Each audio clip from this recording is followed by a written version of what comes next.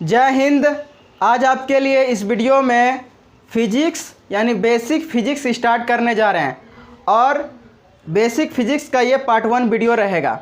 तो सबसे पहले ये जानिए कि बेसिक फिजिक्स में साइंस के कितने ब्रांच होते हैं। तो साइंस के 3 ब्रांच होते हैं, सभी को पता है, फिजिक्स, केमिस्ट्री, बायोलॉजी। फिजिक्स को हिंदी में बोलते हैं भौतिक विज्ञान, भौतिकी, और केमिस्ट्री को हिंदी में बोलते हैं रसायन विज्ञान या रसायन शास्त्र। और उसके बाद जो है बायोलॉजी या बायोलॉजी, जिसका हिंदी होता है जीव विज्ञान। तो फिजिक्स में हम लोग नेचर्स के बारे में अध्ययन करते हैं, यानी प्रकृति के बारे में पढ़ते हैं। उसके बाद जो है केमिस्ट्री में हम लोग केमिकल के बारे में पढ़ते हैं, रसायन के बारे में। उसके बाद बायोलॉजी में लिविंग के बारे में पढ़ते हैं, यानी सजीवों के बारे में पढ़ते हैं। तो हम यहाँ पर बेसिक फिजिक्स स्टार्ट कर रहे हैं, ये पार्ट 1 वीडियो रहेगा। तो देखिए, बेसिक फिजिक्स में सबसे पहले फिजिक्स क्या होता है उसके बारे में जानना होगा। तो देखिए साथियों कि यहाँ पर लिखे कि भौतिक विज्ञान या भौतिकी अंग्रेजी के शब्द फिजिक्स का हिंदी रूपांतर है। यानी कहने का मतलब है कि जो इंग्लिश वर्ड क्या है, भौतिक विज्ञान या भौतिकी का इंग्लिश क्या होता है, फिजिक्स होता है। क्या होता है? फिजिक्स। तो फिजिक्स का हिंदी रूपांतर यानी फिजिक्स का हिंदी क्या होता है? तो फिजिक्स का हिंदी भौतिक विज्ञान या भौतिकी होता है। क्या होता है? भौतिक विज्ञान या भौतिकी होता है। तो देखिए, फिजिक्स की जो उत्पत्ति हुई है ग्रीक शब्द से हुई है। फिजिक्स ये वर्ड जो है, इस फिजिक्स वर्ड का उत्पत्ति किस शब्द से हुआ, किस वर्ड से हुआ? तो ग्रीक लैंग्वेज या ग्रीक शब्द से हुआ है। और ग्रीक शब्द से वह कौन सा शब्द है? फ्यूसिस, FUSIS। क्या है?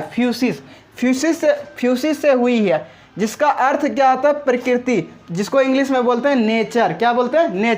नेचर यानी प्रकृति का प्रकृति किसका अर्थ है? तो फ्यूसिस का है। तो फिजिक्स की उत्पत्ति ग्रीक शब्द या ग्रीक वर्ड फ्यूसिस से हुई है, जिसका अर्थ होता है प्रकृति या नेचर। क्या होता है? प्रकृति या नेचर। अब देखिए कि इसका मतलब हुआ कि फिजिक्स में हमको नेचर के बारे में पढ़ना होगा, प्रकृति के बारे में स्टडी करना होगा, अध्ययन करना होगा। हाँ, आपको फिजिक्स में प्रकृति के बारे में पढ़ना होगा, नेचर के बारे में पढ़ना होगा। अब देखिए, भौतिक विज्ञान या भौतिकी का परिभाषा क्या होता है? तो देखिए, विज्ञान की जिस शाखा में प्रकृति तथा प्राकृतिक घटनाओं का अध्ययन किया जाता है उसे ही भौतिक विज्ञान या भौतिकी या फिजिक्स कहते हैं। यानी विज्ञान का, साइंस का वह ब्रांच जिसमें आपको क्या चीज़ के बारे में अध्ययन करना होगा?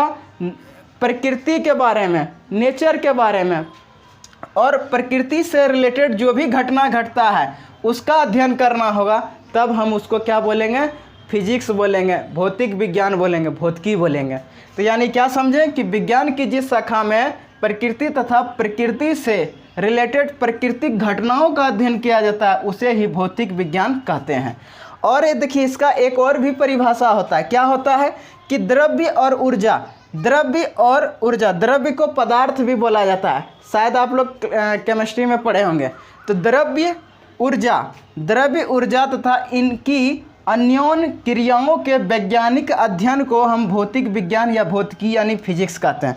कहने का मतलब है कि द्रव्य और ऊर्जा का जो अन्योन्य क्रियाएं होती है साथियों, उनका वैज्ञानिक अध्ययन को ही हम भौतिक विज्ञान या भौतिकी यानी फिजिक्स कहते हैं। देखिए, सभी वस्तुएं द्रव्य और ऊर्जा से ही बनी है। यानी कहने का मतलब है कि जितने भी पदार्थ होते हैं, जितने भी वस्तुएं होते हैं, वो सारा वस्तुएं 2 चीज़ों से मिलकर बना है। या तो द्रव्य से मिलकर बना है या तो ऊर्जा से मिलकर, या तो द्रव्य से या ऊर्जा से। तो द्रव्य और ऊर्जा से ही सभी वस्तुएं द्रव्य और ऊर्जा से ही बनी है। अब आगे समझिए कि भौतिकी में सभी पदार्थों का अध्ययन समाहित है। यानी कहने का मतलब है कि जो फिजिक्स है, भौतिक विज्ञान में जितने भी पदार्थ होते हैं वो सारे पदार्थ क्या है? फिजिक्स में समाहित है, यानी उसमें इकट्ठा है, मिलता है। उसके बाद समझिए कि भौतिकी एक मूलभूत विज्ञान है।